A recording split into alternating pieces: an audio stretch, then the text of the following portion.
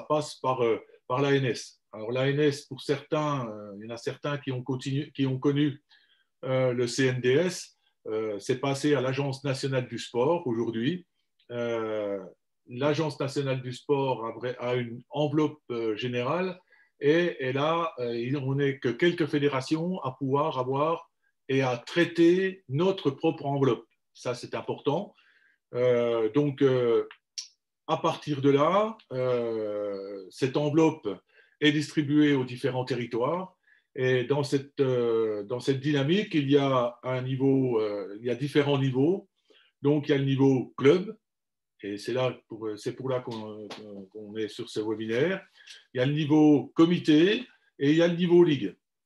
Alors, là, le pilotage du projet va se faire pour la 3e saison. Hein, on commence la 3e campagne et on a choisi en Bourgogne-Franche-Comté une organisation pour être au plus près des clubs. Cette organisation, elle se fait à partir de référents, et on vous donnera les noms tout à l'heure, de référents sur le terrain, et d'un COPIL qui est composé de différentes personnes comme Sabine, Joël, donc Sabine, vice-présidente de la commission des finances, présidente de la commission des finances, Est-ce que tu dis que Sabine Duressex. Ah oui, c'est vrai que peut-être que certains, alors vous la voyez certainement dans les petits encarts de photos là, donc présidente de la commission des finances de la fédération, ça c'est un petit à côté par rapport à la Ligue, hein. Et donc Joël, CTS Bourgogne-Franche-Comté, mise auprès de notre Ligue, Pascal Guérin qui est président du comité de la Nièvre, Nicolas Claire, manager général, mais aussi Nicolas Terrier, qui est CTF. Et puis, on a le président de club de Chaussin, Christophe Erard.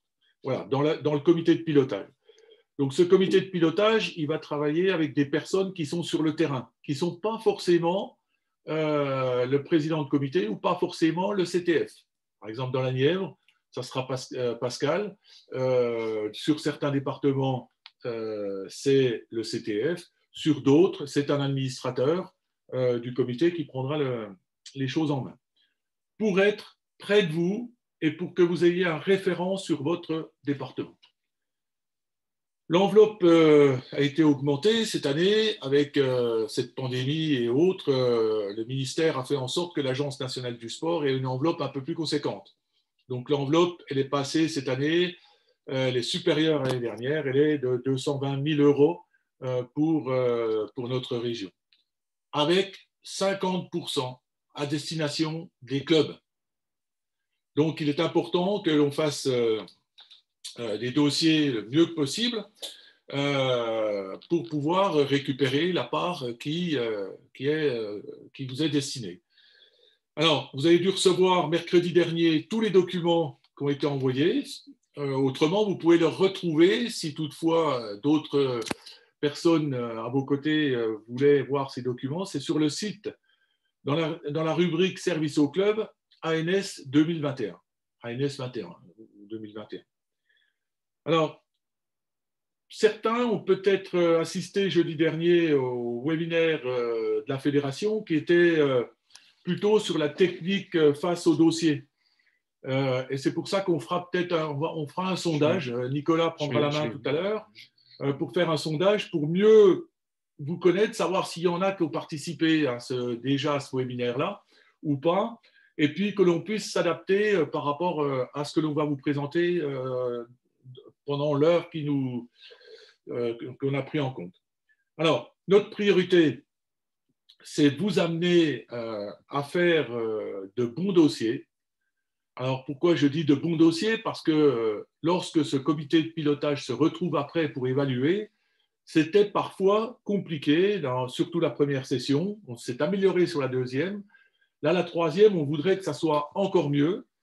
Et on voudrait que ces dossiers soient faits avec un descriptif important. Je crois que Pascal, tout à l'heure, vous expliquera vraiment ce que c'est que ça. Et je pense qu'on a besoin de faire en sorte d'avoir vraiment des dossiers qui sont bien expliqués. Et pour vous présenter tout ça, ben, on va partir directement sur le webinaire et je passe la parole à Nicolas. Merci Marie-Albert. Je me permets juste voilà, en fait l'intérêt là, on est plus de 30 participants. Je vais vous envoyer un petit sondage que vous devriez recevoir dans votre petit écran. C'est déjà savoir, parce qu'effectivement, comme le dit Marie-Albert, il y avait un webinaire ANS de la Fédération jeudi dernier qui était plutôt orienté sur déposer son dossier de subvention sur le compte asso.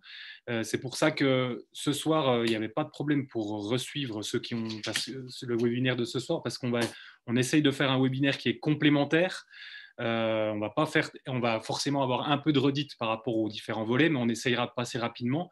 Donc, pour savoir ceux qui ont déjà suivi le webinaire de jeudi, il y a une petite question, et savoir aussi si parmi les 30 participants, on a des néophytes, et en gros, savoir si vous avez déjà déposé un dossier ANS dans les 2 dernières années. Parce qu'effectivement, que ça nous permet de voir. Donc, je vais ouvrir le vote pour qu'on se rende compte. Vous pouvez cliquer. Avez-vous déjà déposé un dossier ANS dans les 2 dernières années, oui ou non? Et avez-vous suivi le webinaire ANS de la Fédé jeudi?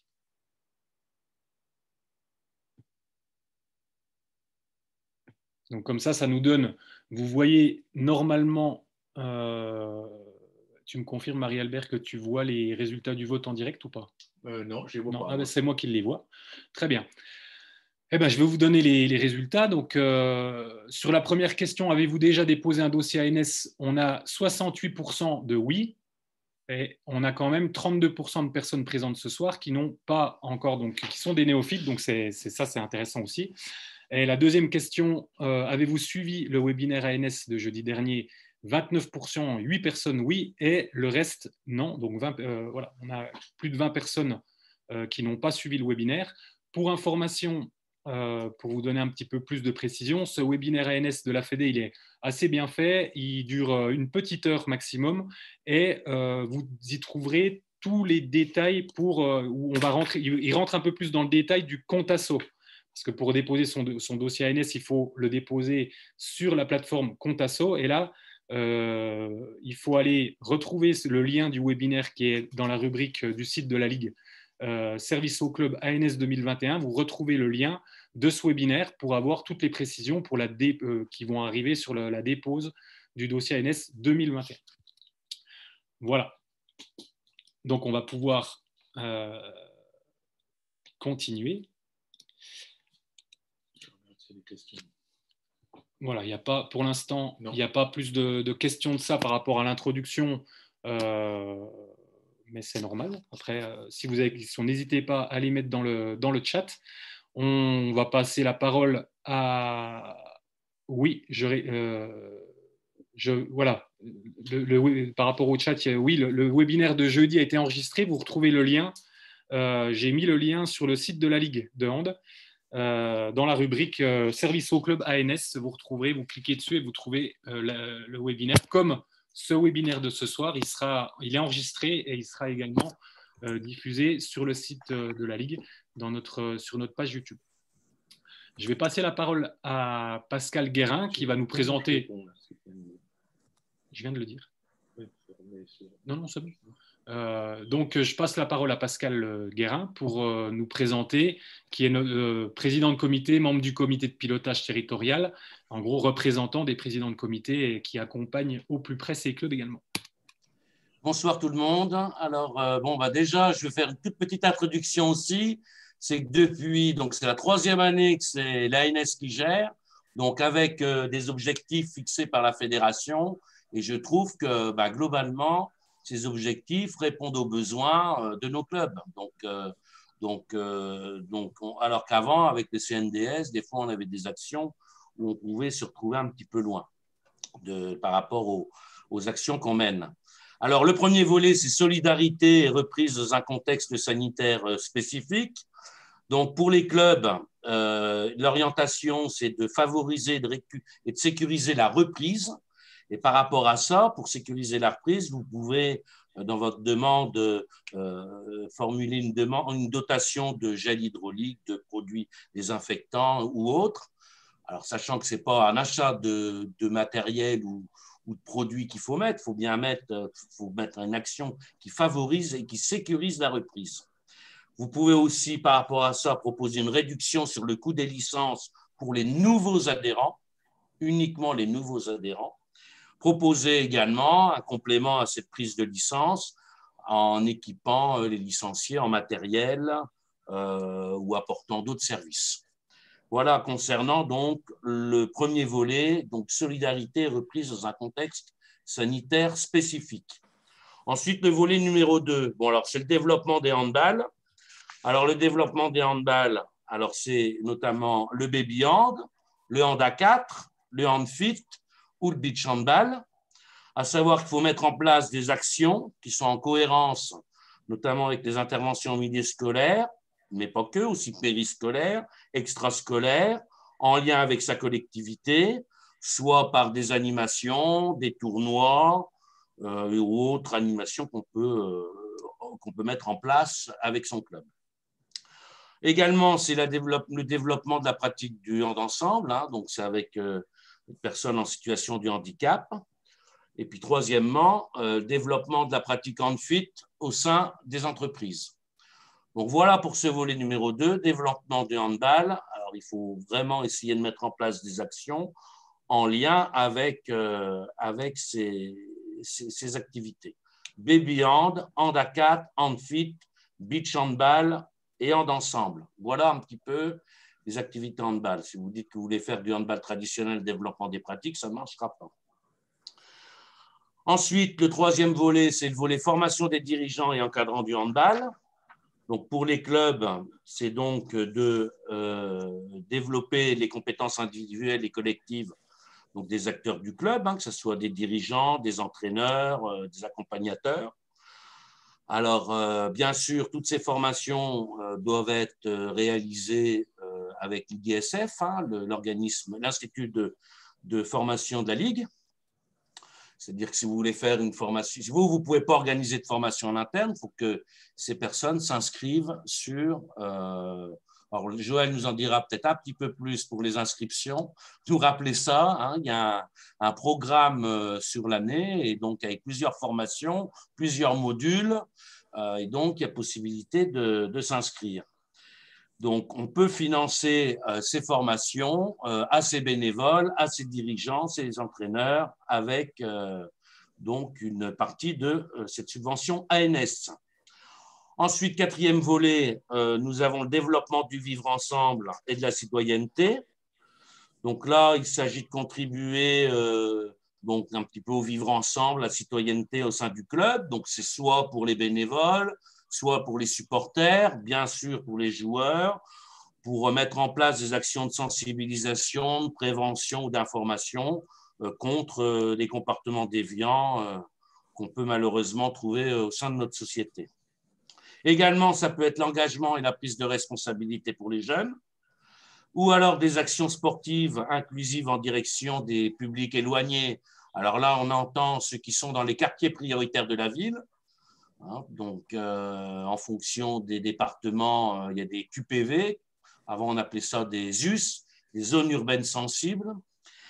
Ou alors aussi en ZRR, donc c'est en milieu rural, zone de revitalisation rurale. Il y a possibilité sur le site de la DRDJS de voir quelles sont les communes qui se trouvent en ZRR et les quartiers dans les communes un peu plus importantes qui sont en quartier prioritaire de la ville. Donc voilà les trois orientations pour le développement du vivre ensemble et de la citoyenneté. Donc, mise en place d'informations de prévention par rapport aux comportements déviants, l'engagement, la prise de responsabilité des jeunes et des actions dans les quartiers prioritaires de la ville ou en zone de revitalisation rurale. Voilà pour le quatrième volet.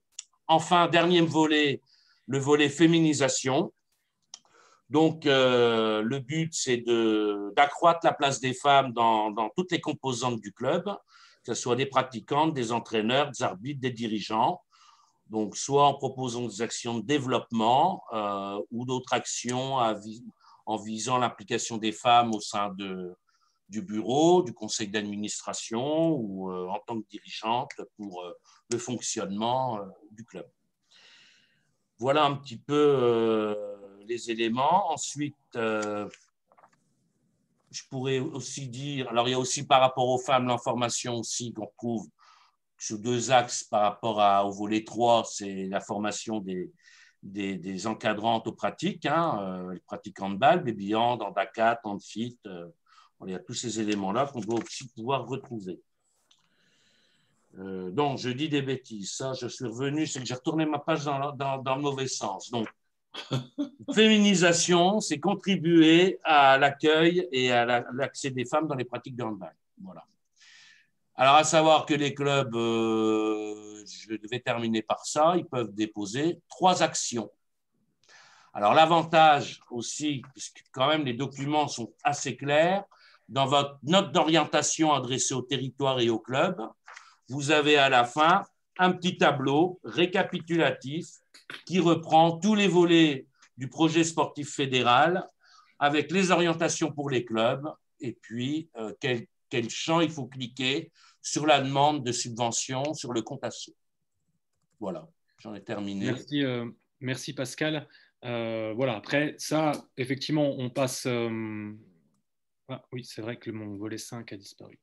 Donc là, c'est une manière générale un petit peu sur les 5 axes que vous retrouvez dans la note d'orientation. Nous, effectivement, ça fait 2 années depuis que la NS est gérée au niveau des territoires que le comité de pilotage choisit de mettre des priorités dans l'instruction des dossiers pour effectivement en lien avec des impositions aussi nationales, en fonction, on a aujourd'hui, mais aussi au niveau du projet du territoire, ligue et comité. Je vais passer la parole à Joël, qui va vous expliquer un petit peu les priorités de cette année, de cette campagne 2021. Bonjour à tous. Donc, on les a classés en 2 catégories. Une catégorie 1 qui regroupe les 3 premiers volets. Donc, solidarité reprise dans un contexte sanitaire spécifique, qui est forcément adapté à ce que l'on vit pour l'heure. Développement des handballs et la féminisation qui est une thématique forte et qui est transversale depuis plusieurs années, mais qui reste d'actualité aussi, puisque on peine, notamment dans le handball, à l'égalité. On est plutôt aux alentours des 30% de licenciées féminines au sein de la fédération, et l'idée, c'est aussi de pouvoir encore augmenter cette part des féminines. Alors, pas dans la pratique, mais également dans l'encadrement de la pratique. Donc, je voudrais dire aussi un petit mot par rapport à l'arbitrage et par rapport aussi à la prise de responsabilité, notamment dans le cadre de la fonction dirigeante. Voilà donc pour cette priorité 1. Développement des handballs, eh bien, effectivement, ce sont les handballs qui sont référencés par la fédération. On n'est pas sur les plateaux moins de 11 particuliers ou autres. C'est vraiment, ce qu'on souhaite voir. Donc voilà pour cette priorité numéro 1. Et puis la priorité donc, numéro 2. Donc, formation des dirigeantes et encadrantes du handball. Donc là, ça fait appel aux inscriptions à l'IEDSF. Vous avez sur le site de la Ligue un document qui s'appelle le guide des formations, où vous avez donc toutes les formations, qu'elles soient bénévoles ou salariées, qui sont identifiées et sur lesquelles nos licenciés peuvent s'inscrire. Alors, on est actuellement en période de reconstruction du guide, puisqu'il faut qu'on le remette à jour. Les formations redémarrant plutôt à la rentrée scolaire, donc aux alentours du mois de septembre-octobre. Voilà, donc on est en train de travailler dessus avec un nouveau planning, un nouveau programme, de manière à pouvoir renseigner tous les acteurs des clubs. Et puis, donc, le deuxième volet de cette priorité numéro 2, donc le développement du vivre ensemble et de la citoyenneté. Là, comme l'a dit tout à l'heure mon collègue, c'est effectivement pour faire en sorte que les personnes qui arrivent dans le club soient mieux accueillies, qu'elles puissent trouver du plaisir à la pratique, qu'elles puissent trouver du plaisir à venir visiter le club. Alors, c'est des projets autour des chartes, autour de réunions ou de campagnes de sensibilisation en direction du public ou des joueurs ou des parents, etc. Donc voilà, il y a ce volet aussi qui semble important, notamment quand on va sortir de cette crise sanitaire, hein, retrouver le goût du partage et le goût de bien s'intégrer dans le club. Merci pour votre attention. Merci Joël, pas de questions dans le chat, donc si on va avancer dans le… Alors il y a une question dans le chat, mais qui n'a rien à voir avec les volets, hein. C'est une question dans le chat par rapport au compte asso et un club omnisport, une section d'un club omnisport. La question est posée par Sébastien Bonnet du club de la Vaillante-Trémery.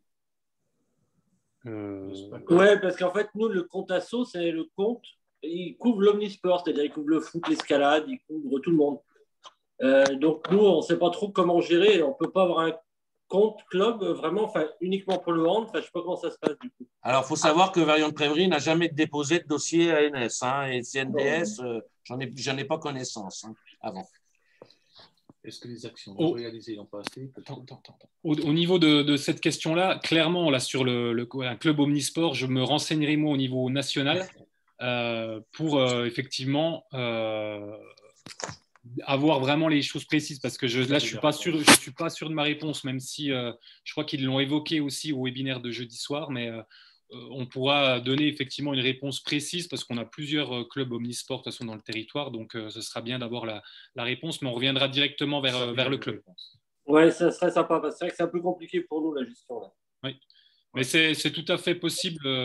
Il n'y a pas de souci par rapport à ça, c'est juste qu'on vous donne Pascal vous donnera la réponse, on va dire, précisément en ce qui concerne les clubs omnisports.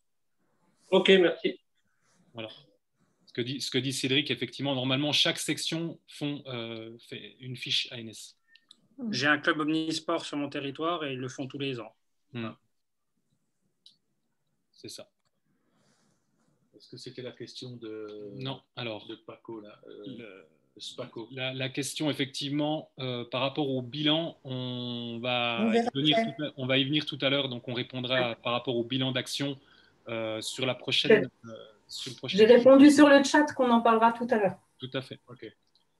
Ah, ta réponse, c'était celle-là? Oui. D'accord. Ok. Voilà, tout à fait. On va enchaîner donc sur le point, on va dire, qui nous importe, donc même au niveau territorial, c'était aussi pour vous accompagner dans ce qu'on attend d'un bon dossier, parce que comme l'a dit Marie-Albert en introduction, quand il s'agit d'instruire les dossiers, quand on a un certain nombre de dossiers, c'est vrai qu'on a certains dossiers qui sont très minimalistes.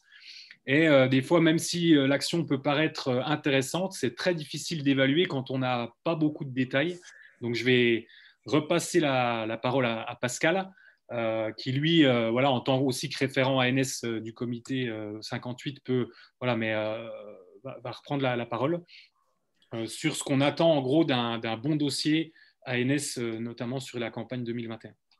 Déjà, le cœur de votre action, c'est le descriptif, c'est-à-dire bien mettre en avant l'ensemble des éléments qui font que les instructeurs vont bien comprendre quelle action vous mettez en place.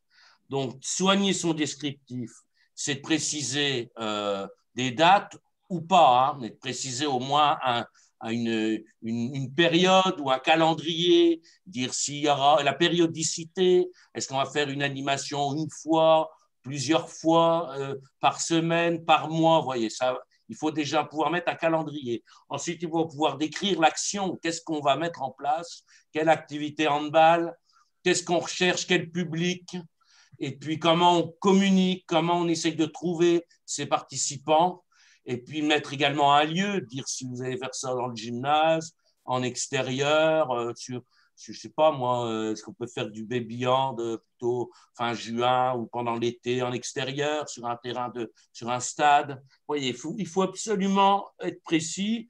On continue, il faut aussi mettre qui va encadrer. Alors qui, on ne vous demande pas forcément un nom, mais est-ce qu'il y aura 2, 3, 4 dirigeants du club, 2 entraîneurs et puis 2 joueurs qui vont donner la main? Vous voyez, plus on est précis, mieux c'est, pour qu'on puisse bien comprendre, les instructeurs, de la description de votre action. Et puis l'organisation, donc la communication, le public recherché, voilà. Soignez absolument, puisqu'on voit trop de dossiers où il y a 2, 3 lignes, mais alors on se pose plein de questions derrière. Alors, à la limite, faites lire votre action à quelqu'un d'extérieur, pas forcément du handball, pour voir si ça lui semble être complet. Voilà. Et surtout, je le dis, n'hésitez pas à vous rapprocher de vos référents départementaux qui pourront aussi vous donner quelques précisions. Voilà, puis évidemment, alors ça c'est sur la forme. Après, sur le fond, Pascal, si je peux me permettre, il faut aussi par rapport aux cibles que vous souhaitez, sur lesquelles vous souhaitez faire cette action, dire le nombre de personnes que ça comprend. Est-ce que c'est il y a une case, hein, il y a effectivement un élément à remplir où on doit mettre les objectifs du nombre de personnes visées par cette action et le type. Voilà. Adultes, enfants. Ça. Et puis, seniors. si vous avez des cadres formés, qui vont encadrer cette activité, il faut aussi le préciser. Joël, une question dans le chat sur les coûts de formation, si tu peux jeter un œil. Afin de faire le dossier au plus juste dans le cadre des coûts de formation, les tarifs seront-ils les mêmes? Eh bien, pas forcément. Donc, le guide, effectivement, il n'est pas encore stabilisé au niveau des tarifs. Bon, ça ne va pas changer beaucoup, mais c'est vrai que pour l'instant, comme on est en cours de réactualisation, on n'est pas tout à fait dans le même timing que l'ANS. Donc, ça veut dire qu'il faut qu'on se dépêche de faire des propositions. Après, voilà, ça restera dans d'une manière générale, il n'y aura pas des changements du simple au double. Donc, ils peuvent se baser effectivement sur les tarifs actuels. Voilà, ça ne changera pas. Il n'y aura pas des dizaines d'euros d'écart sur le prix. Non, il y a quelques petits réajustements sur certaines formations, effectivement. C'est plutôt à la hausse ou à la baisse, du coup? Ce sera plutôt à la hausse. Parce qu'on s'est aperçu que pour certaines formations, on était très déficitaire. Voilà. Donc, mais bon, il n'y aura pas des changements de dingue. Hein. C'est quelques rémédiations à 5 € près, quoi.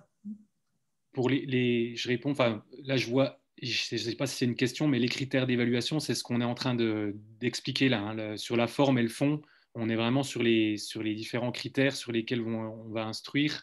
Donc aujourd'hui, effectivement, Pascal a dit, c'est très important. En gros, vous dire que pour un service instructeur, que quand il y a un descriptif, parce que tout ce qu'a dit Pascal sur les dates, le public, tout ça, c'est des choses qui sont déjà notées dans votre dossier. Mais pour nous, l'élément principal sur la description, c'est là où vous êtes libre. Ne vous limitez pas à 2-3 lignes parce que plus vous mettez de descriptifs avec un échéancier, un calendrier, repréciser le contexte, c'est très important pour que l'évaluation soit la plus juste possible. Au niveau du fond, maintenant, effectivement, on va prendre en compte si c'est une priorité territoriale. Donc, Joël vous a expliqué qu'il y a donc 2 priorités. Une première priorité sur les 3 volets qui sont la reprise, le développement des handballs et la féminisation. Après, on n'occulte pas les 2 autres volets, c'est juste une priorité un peu en dessous parce que c'est à la fois en lien avec le projet, comme le disait Joël, Ligue, mais c'est aussi des impositions nationales, notamment sur la féminisation. on nous impose que 22% de notre enveloppe doit être fléchée sur la féminisation. Donc, c'est aussi les priorités nationales, que ce soit sur le volet 1 de la reprise ou sur la féminisation. Donc, voilà. Mais en tout cas, les deux autres volets, la formation et la citoyenneté, on ne les met pas de côté. Vous pouvez bien évidemment en faire en fonction de votre projet. Ce n'est pas parce qu'ils ne sont pas dans la priorité numéro 1 que vous n'aurez pas de subvention, en caricature. Alors, on rappelle bien qu'il y a trois actions à choisir parmi les 5 qui sont identifiées. Oui, parmi les 5 volets, vous aurez effectivement à déposer un seul dossier sur votre compte asso et de 3 actions maximales. Au maximum 3 actions, sachant que vous pouvez bien évidemment déposer une seule action, ce n'est pas interdit. Vous pouvez déposer 3 actions sur le même volet, ce n'est pas interdit non plus. Par contre, il faut qu'il y ait une certaine cohérence.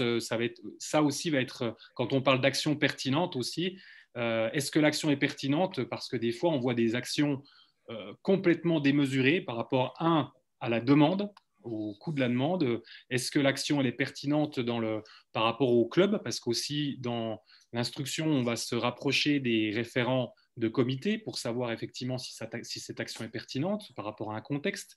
Est-ce qu'elle est vraiment réalisable? Donc, voilà.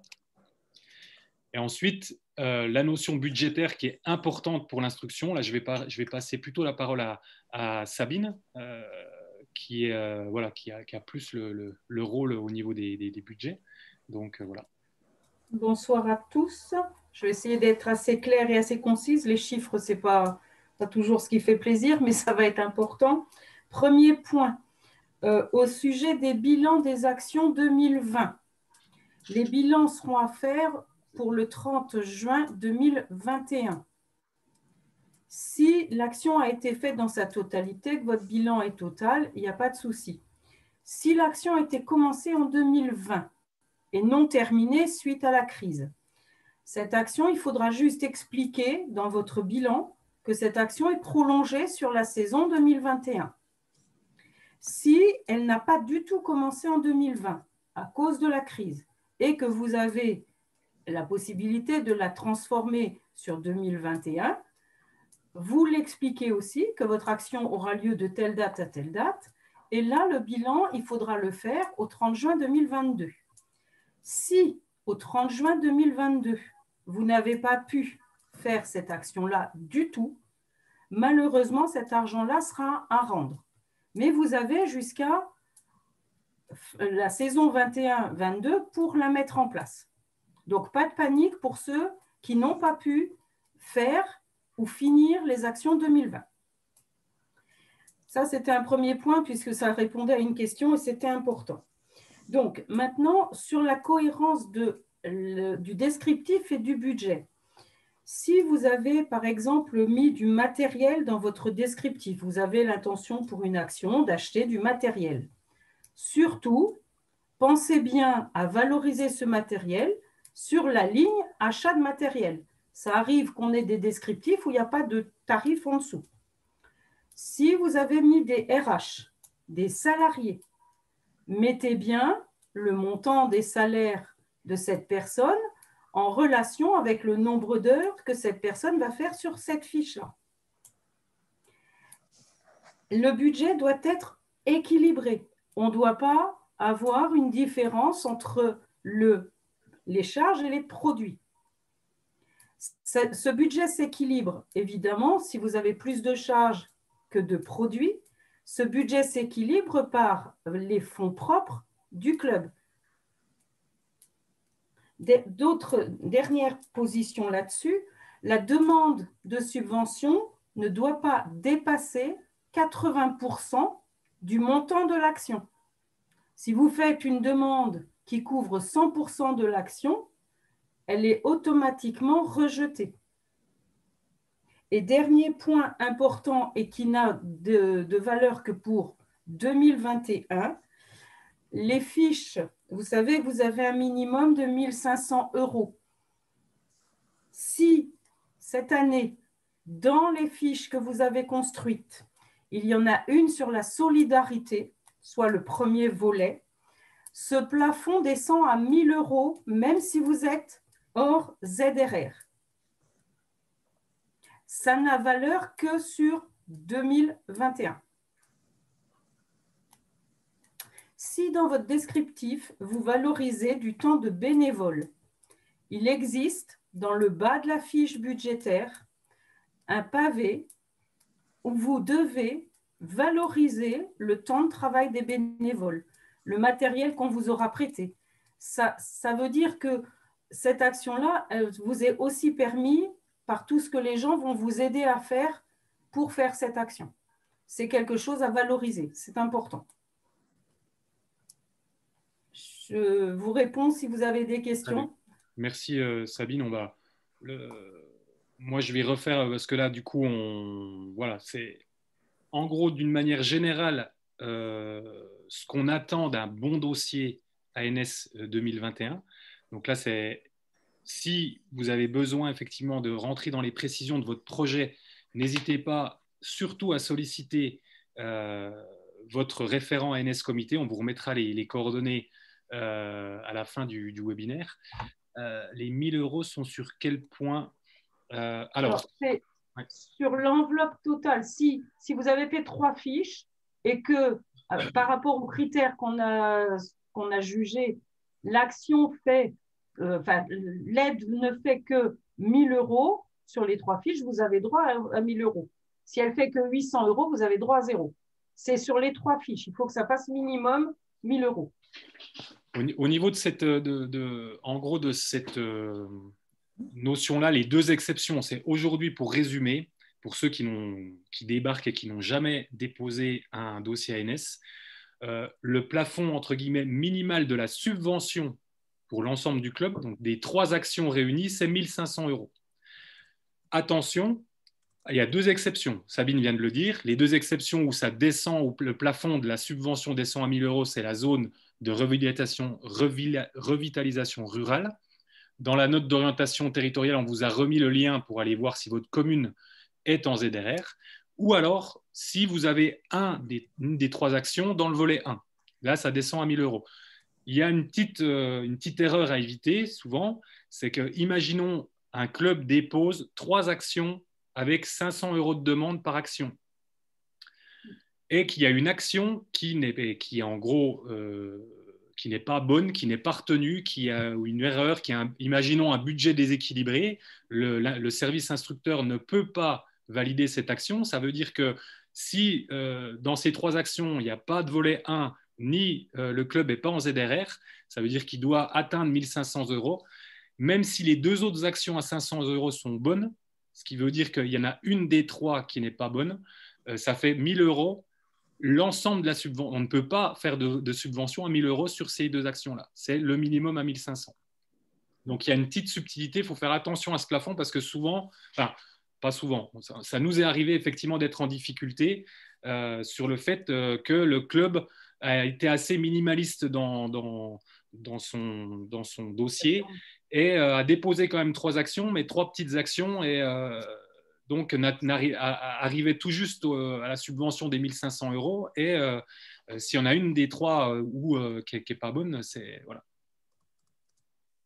Oui, aussi. Effectivement, la précision de Joël est importante. Voilà. On ne peut pas donner plus que votre demande. Si effectivement, même si je reprends toujours cet exemple des 3 actions à 500 €, s'il y en a une qui ne passe pas, pour faire plaisir au club, on pourrait dire bon, ben, on essaye de les faire, on ne peut pas valoriser les 2 autres actions au-delà de votre demande. Mais par contre, si votre dossier est bien fait, si les descriptions, si l'action rentre bien dans le cadre, si le budget est équilibré, qu'il est cohérent, il ne sera pas refusé. Si on remplit toutes les conditions, on ne refuse pas. On ne refuse pas, ce n'est pas à la tête du client ou en fonction d'un club. C'est-à-dire qu'il y a des critères, il y a des règles, on les respecte.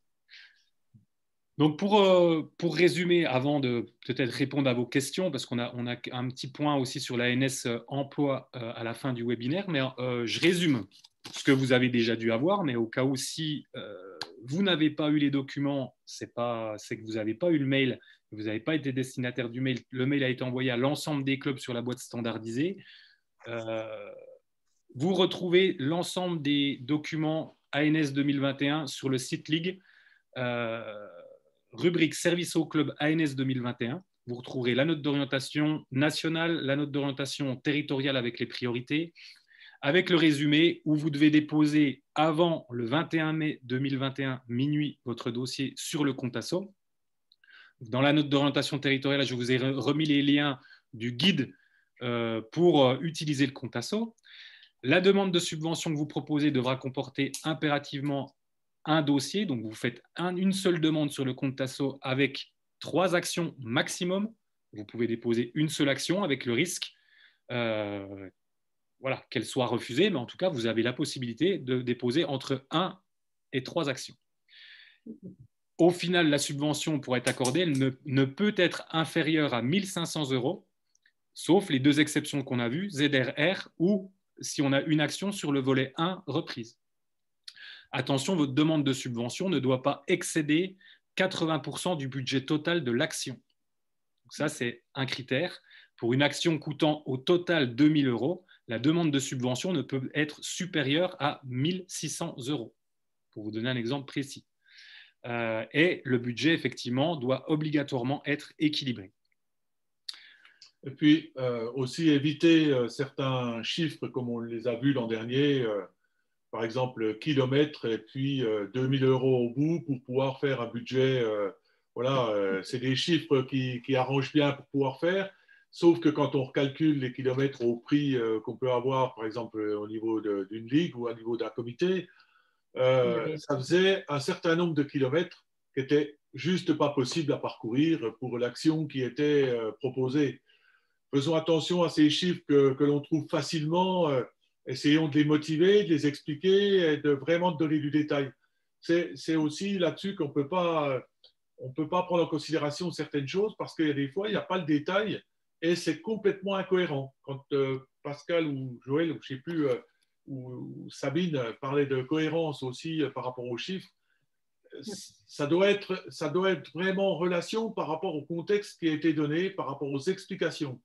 C'est bien là qu'il faut vraiment faire attention quand on remplit. Il vaut mieux remettre 2 lignes de plus d'explications qui donnent du sens plutôt que de ne pas les mettre et mettre un chiffre qui n'a pas de sens du tout et dont on ne trouve pas le sens. Parce que l'an dernier, on s'est creusé aussi la tête à aller chercher du sens quelque part pour un chiffre qui n'était pas expliqué. Et il y a des moments où on n'a pas pu, ce n'était pas possible. Voilà.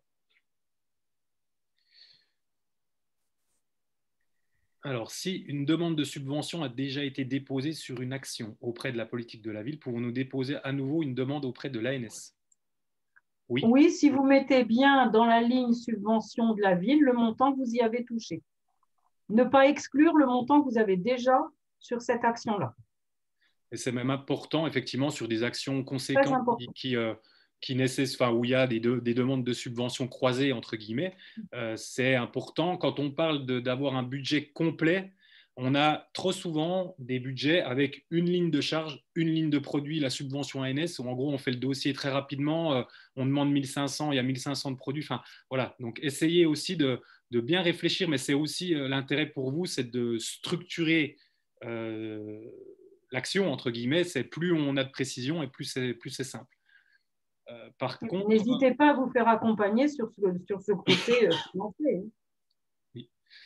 Je vois que Gilbert t'aurait à poser, soit à mal poser sa question parce que du coup, il a dû juste signer sa question dans le chat. Si Gilbert, tu peux repréciser si tu avais une question précise. Et j'ai posé une question. La pratique du hand avec les handicapés et l'ANESAT était toujours retenue pour l'ANS 2021. Voilà, c'est son coup.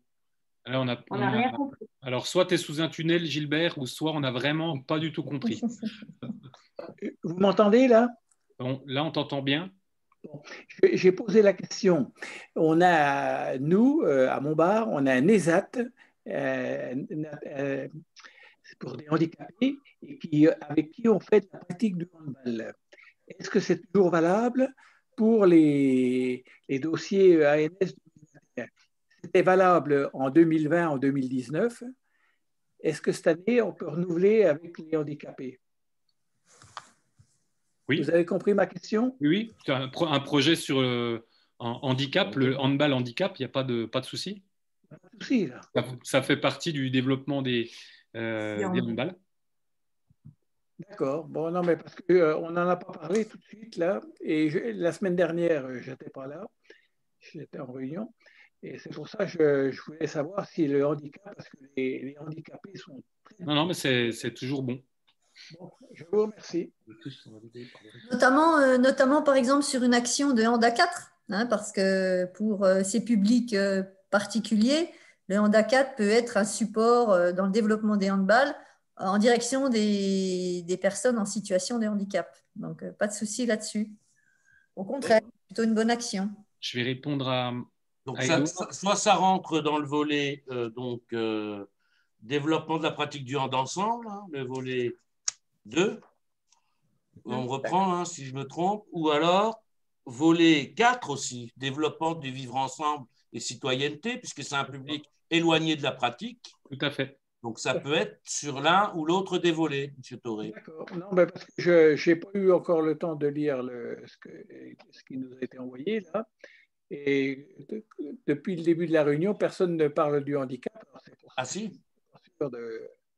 Si, on en a parlé. On a évoqué le handicap, Gilbert, quand Pascal a présenté les 5 volets, ça a été évoqué. Ah, alors, vous m'excuserez. C'est le tunnel, c'est pas grave, Gilbert, c'est le tunnel. D'accord. C'est soit le développement des pratiques, le volet 2, soit le développement du vivre ensemble, le volet 4. Je vais répondre à Edouard. Si les fiches sont validées par le référent du territoire, j'imagine le comité, peut-il y avoir un refus en commission à la Ligue? Je rectifie, les fiches ne sont pas validées par le référent ANS comité. Le référent ANS accompagne ces clubs, comme en gros l'objet du comité départemental, c'est d'accompagner ces clubs. Là aussi, au niveau de l'ANS, il vous accompagne pour donner un avis, pour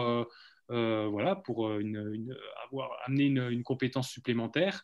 On demande des avis de référents de comité au niveau de la commission territoriale, mais par contre, ils ne sont pas, entre guillemets, validés au niveau des référents comités. Ils ne sont pas, en gros, juges et parties, entre guillemets. Ils peuvent nous donner un avis sur l'accompagnement, sur leur propre avis de comité, entre guillemets, mais voilà. Une question d'Hamid. Cet été, le timing, alors au niveau de l'échéancier, effectivement, nous, on doit instruire les dossiers, les remonter au niveau de l'ANS. Le problème, c'est que nous, on donne un avis également au niveau territorial, mais les dossiers sont instruits au niveau fédéral et au niveau de la fédération, au niveau du COPIL national, et aussi au niveau de l'agence. Donc, même si nous, on donne des avis favorables, on n'est pas sûr que le dossier, parce qu'ils vont vérifier notamment une chose importante aussi dans votre compte asso, il faut bien vérifier que toutes vos pièces administratives sont bien à jour. Donc ça, vous avez le guide dans ce qu'on vous a envoyé, dans la note, dans le guide compte asso. Il faut vraiment avoir les pièces à jour, le budget du club, l'affiliation. Et donc, normalement, le courrier et en fait, ce qui fait foi, c'est vraiment votre courrier d'attribution ou non de la subvention qui devrait arriver, allez, je dirais courant fin juillet, début août, parce qu'en fait, ils nous annoncent que les subventions peuvent être versées août-septembre. Donc, je ne m'engage pas trop sur des dates parce que, voilà, je n'ai pas envie de m'engager sur des dates. Mais en gros, une petite difficulté que vous pourriez avoir, c'est par exemple une réflexion sur les aides aux licences, par exemple, sur la création pour des nouveaux licenciés. Ben, vous ne saurez pas, en gros, si cette action-là, avant le mois d'août, vous ne saurez pas effectivement si cette action a été validée par l'agence. Et des fois, c'est effectivement, là, on n'a pas forcément de solution là-dessus pour avoir une réponse plus tôt. Sabine ? Le COPIL ANS doit donner ses réponses à l'agence nationale. Le 30 juin, on doit avoir terminé toutes les études. Donc, début juillet, ça doit être à l'agence nationale. Après, eux, ils ont tous les 2 mois pour traiter. Voilà. Donc, malheureusement, Hamid, je n'ai pas de date précise. En gros, voilà, il faut vraiment retenir pour vous la date du 21 mai, c'est la date butoir, ça c'est clair.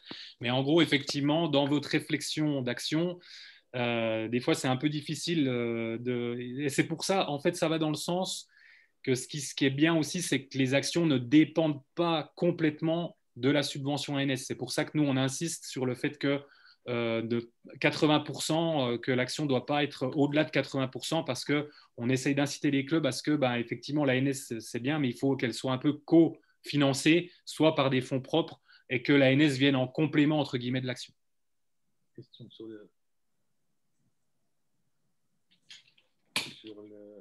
Stéphanie Pacotte. Donc, par rapport à, il y a une question qui est posée là, quelqu'un qui a déposé une action l'année dernière sur le Baby Hand et qui demande s'il peut redéposer pour cette année. Alors, c'est ce qu'on se disait en préambule entre l'équipe. Si vous aviez une action l'année dernière, vous ne l'avez pas menée, puis que vous dites qu'elle est reportée sur cette année et qu'en même temps vous faites une autre demande de subvention pour cette année, je reste sceptique. Par contre, si c'est quelque chose qui est terminé et que vous voulez renouveler, bah oui, il n'y a pas de difficulté particulière. Ça peut être aussi une action commencée, non terminée, et que vous voulez reproduire sur la saison. Voilà, mais une pas commencée du tout, reportée, évidemment non. Mais une commencée, pas terminée, que vous voulez refaire, oui. Moi, je voulais revenir sur ce qu'a dit Nicolas concernant les documents à fournir.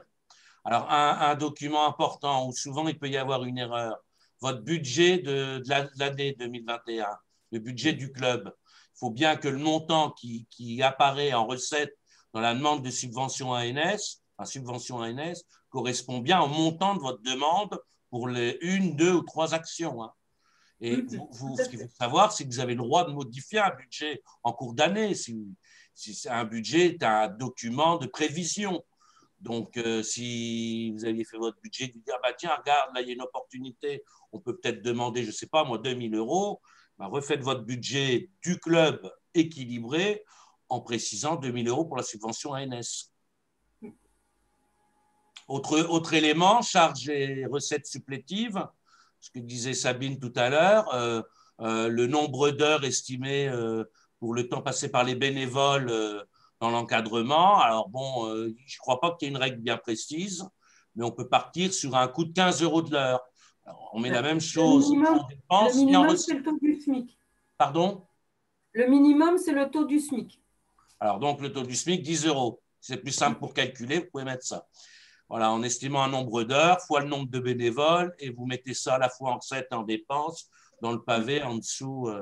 Alors, il y a ça, puis également les 20%. Concernant les 20%, ça peut être donc sur les réserves, on appelle ça de l'autofinancement. Donc, vous mettez, il y a une case blanche à remplir en dessous les différentes rubriques de recettes. Mettez autofinancement. Ou sinon, dans les 20%, ça peut être aussi des recettes que vous générez avec cette animation. Donc, dans les recettes qu'on retrouve en haut de la colonne de droite, dans les recettes. Tout à fait. Dans quel cas, il faut bien donner le détail aussi. C'est comme pour le calcul des heures travaillées, des heures bénévoles qu'on veut valoriser, donnez le détail. Ne mettez pas une somme, simplement une somme que vous avez calculée peut-être vous, mais sans précision. Donnez-nous la précision. Alors, la précision, elle est dans l'action. Dans l'action, à un moment, on doit mettre quels sont les moyens humains, matériels, et on doit mettre un nombre d'heures. Hein. Donc, il faut que ça soit cohérent. Bon, même si ça n'a pas d'incidence sur votre budget, c'est mieux qu'il y ait une cohérence. Après, on parlait du matériel, mais ça peut être aussi les installations municipales, hein, comme un gymnase, le nombre d'heures. Alors après, vous allez me dire, on ne sait pas combien une heure de gymnase, ça coûte à la collectivité. Des fois, il y a le renseignement plus va à la mairie. Hein. Sauf si le club reçoit une facture de la collectivité. Ou une note d'information. Qui malheureusement arrive souvent. Ouais, de trop. De trop, mais voilà. Petite précision, alors là, c'est plus précisé dans le webinaire de la Fédé, mais je me permets parce que c'est vrai que ça engendre quelques frustrations. Pensez bien à vérifier avant de transmettre votre dossier, parce que souvent, notamment sur cette histoire de budget, des fois c'est même des fautes de frappe Alors souvent, il y a quand même une marge de tolérance quand on parle de budget équilibré, s'il y a une erreur à 10 euros. Voilà, mais des fois, on enregistre sur le compte asso, il y a un petit bug où ça n'a pas pris en compte la somme. Et des fois, j'ai eu des personnes effectivement directes qui m'ont dit « Ah, mais moi, je suis sûr que mon budget était équilibré, sauf que ce qu'on voit, nous, dans l'instruction, c'est que le budget est complètement déséquilibré. Et là, on peut rien faire, même si la personne est de bonne foi, c'est impossible pour nous de revenir en arrière. Donc, avant, il y a deux étapes, c'est la validation. Et il y a bien vous verrez qu'il y a bien il faut transmettre le dossier aussi à la fin, pas que valider le dossier. Il y a bien une notion de transmission au service instructeur qu'il faut bien valider et quand même bien vérifier que votre budget est bien équilibré parce qu'il y a quand même pas mal de lignes quand on veut rentrer dans le détail. Et de toute façon, on voit bien que ça fait apparaître ou pas un déficit ou un excédent. Et je permets juste par rapport à cette histoire de pas plus de 80%, ce pourcentage de la subvention par rapport à l'action est aussi noté en toutes lettres. Donc, vous n'avez pas besoin de faire le calcul généralement. Vous savez que si votre action coûte 2000 euros, il ne faut pas effectivement dépasser les 1600 euros de subvention. Alors, on insiste peut-être un peu lourdement, ça peut peut-être faire peur. Je vois certaines attitudes là où ça peut peut-être faire peur le fait d'insister comme ça, mais c'est aussi pour bien vous mettre comment dire, en face de cette difficulté-là, de pouvoir la résoudre assez facilement parce que, et aussi, ce qu'il faut, c'est travailler avec le référent. Là, on a des référents qui sont présents pour les départements et qui sont à même de vous aider. Si vous avez un doute ou autre, appelez votre référent de comité et voilà, et il vous sortira de la mouise sur une question et vous trouverez une réponse. Et puis, s'il ne trouve pas la réponse, on ira plus loin au niveau du national pour avoir les réponses s'il ne nous les a pas directement. Mais ne restez pas avec une question et sans réponse. Appelez votre référent et après, ça fera le chemin et vous aurez les éléments pour pouvoir continuer votre dossier. C'est hyper important de bien penser comme ça. Pour la question de Christelle, je vais peut-être passer la parole à Cédric, qui est référent ANS du Nord-Franche-Comté, peut-être à Édouard, même du club de la SCAP. Parce que, pareil, je ne veux pas dire de bêtises, mais pour un club omnisport, budget général ou budget de la section, voilà, savoir si vous avez une réponse précise, sinon on la redonnera plus tard. Je vais la redonner plus tard, mais normalement, c'est budget de la section. Mais sauf qu'il y a certains clubs qui n'ont pas de budget de section. Donc, ceux qui n'ont pas de budget de section, c'est le budget général. Donc, normalement, c'était ça qu'on m'avait dit. Christelle Poirier, de quel club, est-ce que vous pouvez dire de quel club vous êtes? Comme ça, je m'assure quand même que vous ayez votre réponse. Oui, c'est l'USPG Saint-Valérien dans l'Yonne. Pour Sébastien Bonnet, Prémery, je veux bien la même réponse si c'est possible. Merci.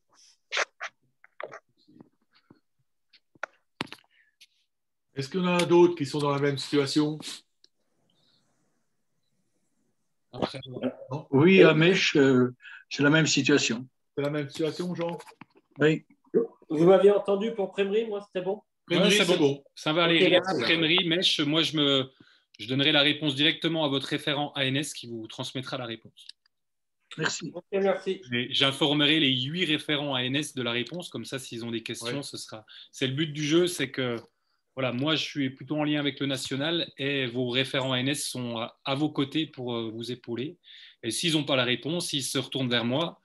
Et si je n'ai pas la réponse, je me retourne vers le national. Alors, je ne sais pas si vous avez vu le chat de Patrick, c'est dans le sens de l'intervention que j'avais juste avant. Je crois que n'hésitez pas à adresser votre dossier à votre référent pour au moins le vérifier. Patrick, je pense que c'est par expérience, puisque tu étais déjà référent l'an dernier, c'est hyper important.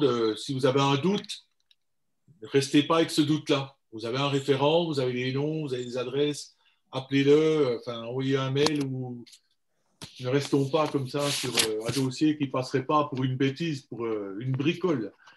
Et des fois, c'est pour une bricole. Donc, ce qui veut dire que les 3 clubs qui dépendent d'un club omnisport, il faut que vous trouviez le CERFA, je ne sais plus lequel, le CERFA qu'on retrouve tous les ans, mais bon, si vous ne déposez pas de dossier, vous ne pouvez pas savoir lequel c'est. Je ne l'ai pas là, le CERFA. Moi, Sébastien, pour la Nièvre, je pourrais te l'envoyer, le CERFA, parce qu'en fait, il faudra remplir le CERFA. Et ensuite, reste à voir, en fonction des réponses, si c'est à déposer sur le compte asso du club Omnisport ou pas. Patrick, tu avais levé la main? Oui, juste toujours pour préciser pour le référent, hein, envoyez votre dossier, même si vous n'avez pas une question, si vous pensez que votre dossier est bon, avant de le valider, envoyez-le au référent qui fera une relecture, qui des fois verra une coquille ou un truc qui a viré que vous n'avez pas vu, quoi. Donc, vous l'envoyez en PDF, nous on le relit et puis on vous dit ok, on n'a pas vu de points bloquants ou on n'a pas vu de grosses coquilles, c'est tout. Mais pensez à l'envoyer, même si vous pensez que votre dossier est bon, quoi, et si vous n'avez pas de questions. Passez par le référent, il le relit et il vous renvoie le truc en disant c'est bon, quoi. Très bien. Je reviens sur la remarque de Cédric, qui a raison, mais le budget de l'année 2021, si on est sur l'année civile, pas sûr que les clubs fonctionnent sur l'année civile.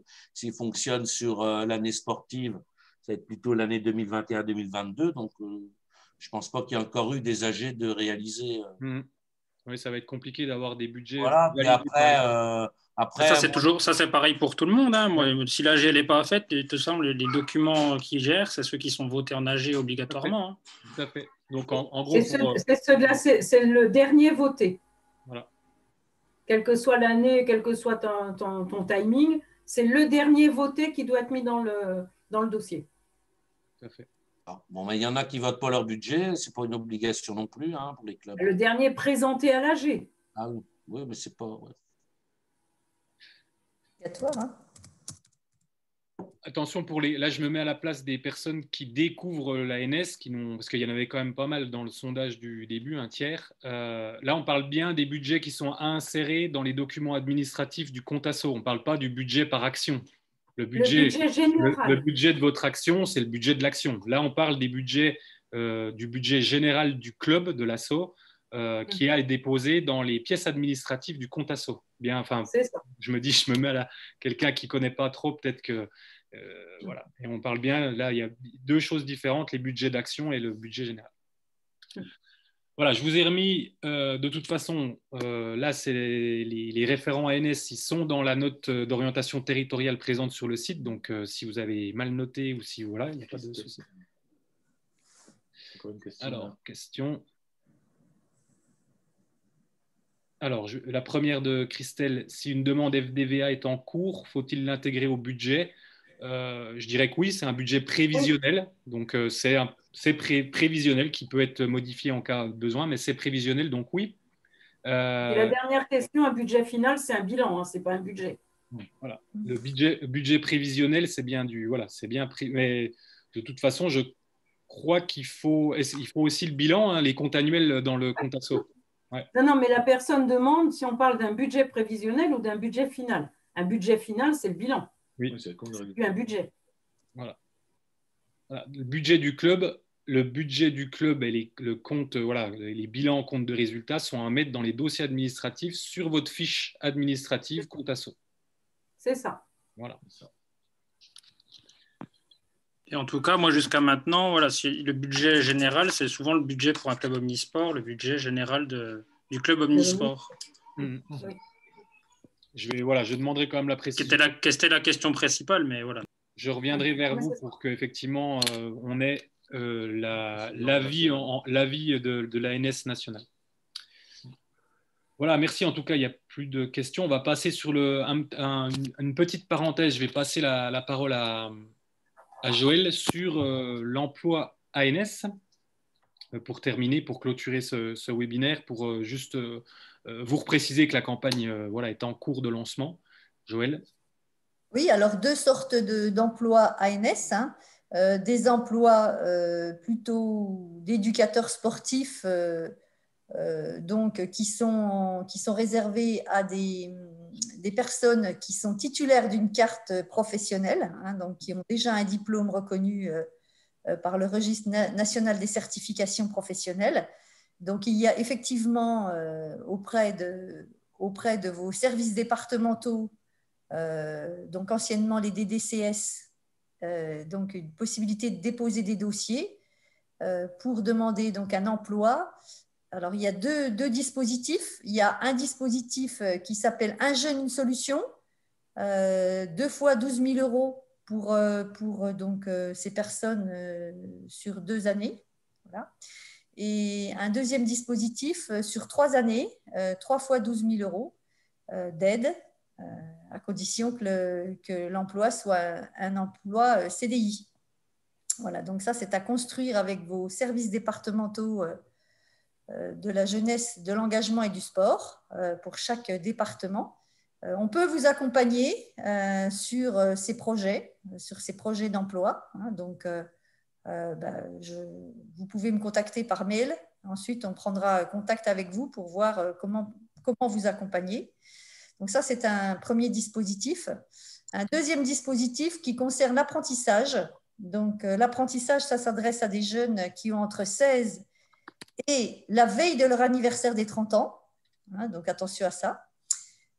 Où vous avez donc chez nous, dans le cadre des formations, plutôt des aides sur 2 ans, puisque nos dispositifs de formation s'étalent sur 16 mois et que les personnes donc, qui sont en apprentissage doivent, en alternance, faire subir, on va dire ça comme ça, 25% d'heures de formation par rapport à leur temps travaillé. Voilà. Donc ça, c'est en alternance. Et ces dispositifs, normalement, vous êtes destinataire à partir de vos services départementaux. Les documents ne sont pas encore, je ne peux pas vous les présenter parce qu'ils ne sont pas sortis, tout simplement. Donc, ils ne sont pas aujourd'hui identifiés, mais c'est en cours. Hein. Ça va sortir d'ici quelques semaines. Voilà un petit peu pour tout ce qui concerne l'ANS. Donc, pour résumer, 2 contacts pour vous si vous avez un projet d'emploi. Donc, le dossier administratif donc, qui sera validé. Donc là, c'est par la DRAGES et les anciennement Jeunesse et Sport, hein, qui est passé éducation. Et des DCS, oui. Voilà. Donc, le dossier administratif qui a déposé, donc il faut prendre contact avec les référents qu'on vous a mis en contact. Et si pour votre projet d'une manière générale en lien avec les formations de notre institut de formation, vous pouvez contacter Joël de Mouge. Je vous ai mis, pour celles et ceux qui n'auraient pas son mail, je vous l'ai mis dans le chat, pour d'une manière générale un projet global de création d'emplois. Tu as déjà une question, Joël? Oui, les 2 dispositifs peuvent se cumuler. Hein, si on fait une demande de CDI avec une projection sur 3 ans, 3 fois 12 000 euros, et un apprenti, tout à fait, ça peut se cumuler. Alors, en sachant que c'est l'État qui dispose de ces sommes, donc c'est aussi en fonction de l'ordre d'arrivée, c'est aussi en fonction des priorités identifiées par les DRAGES. Hein. Donc, c'est aussi en fonction des enveloppes qu'ils ont. Si vous arrivez un petit peu tard et que les enveloppes sont déjà distribuées, c'est compliqué. Donc là, c'est plutôt en ce moment, hein, on va dire que la période favorable, elle va être entre le 15 avril et début juin, et le 10 juin à peu près. Hein.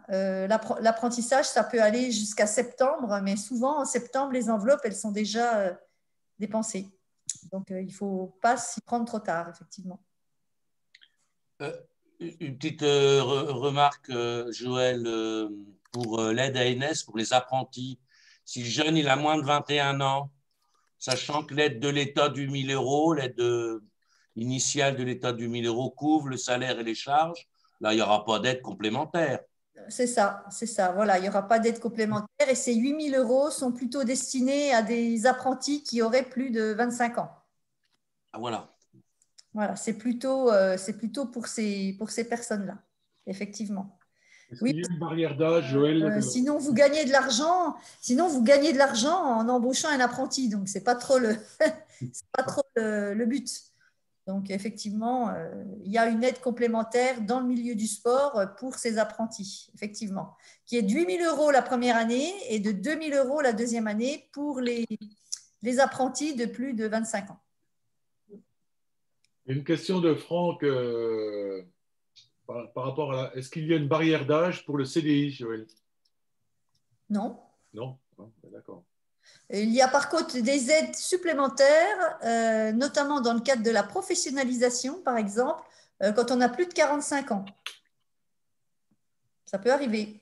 Ou que vous recrutiez des personnes qui sont plus âgées, ou voilà, donc jusqu'à 65 ans. Donc, vous avez aussi la possibilité d'avoir des aides complémentaires également quand on s'adresse à des personnes qui sortent du chômage. Bon, ben, tout ça, il faut effectivement il faut effectivement étudier des cas particuliers, des cas pratiques. C'est pour ça qu'on vous demande de nous contacter, parce que chaque cas est différent et peut rentrer sur des dispositifs différents d'aide en fonction aussi des actions que vous mettez en place, de la fiche de poste que vous mettez en place. Je vous ai donné des choses très générales. Très bien. Merci Joël pour les précisions. Je rebondis juste avant de repasser la parole à Marie-Albert pour la conclusion.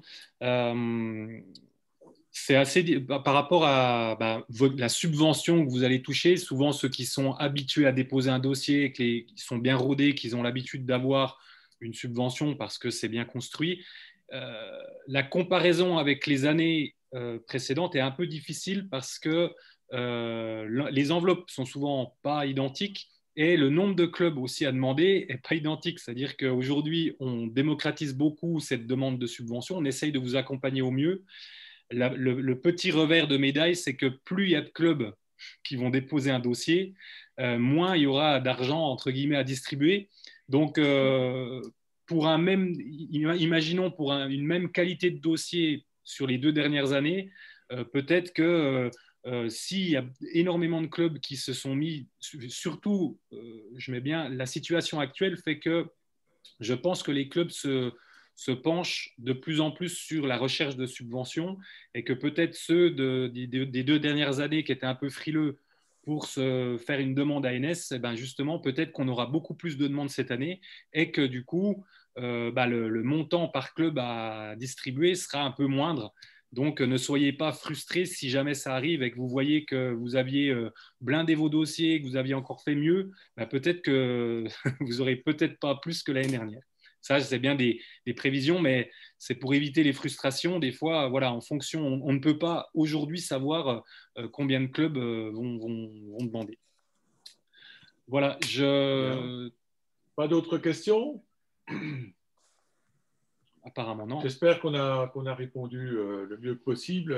Il y a une question là à qui on donnera, sur laquelle on va redonner plus de précision par rapport aux assos, mais voilà.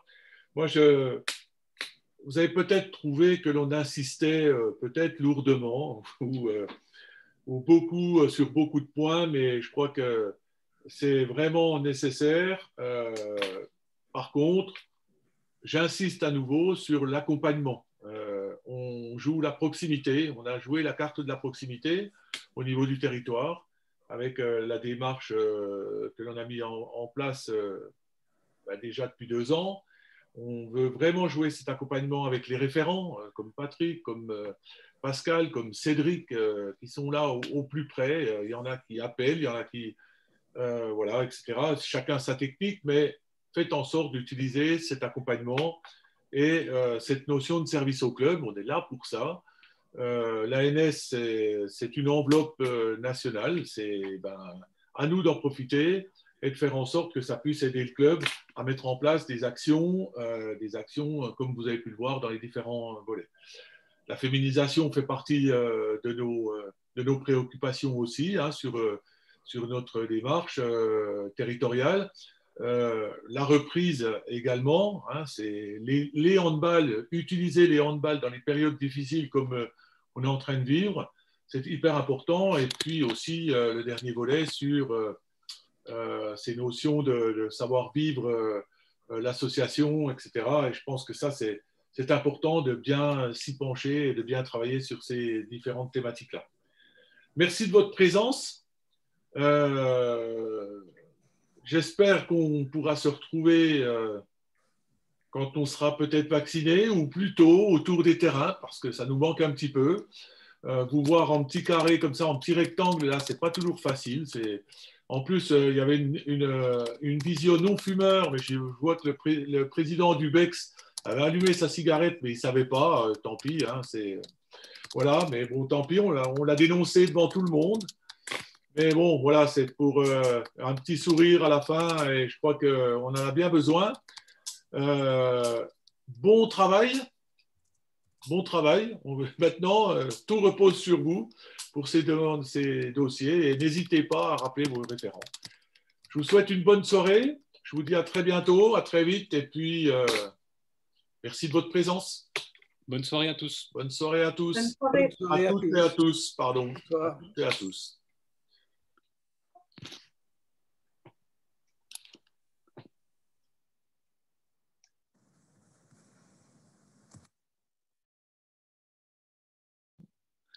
Attends, je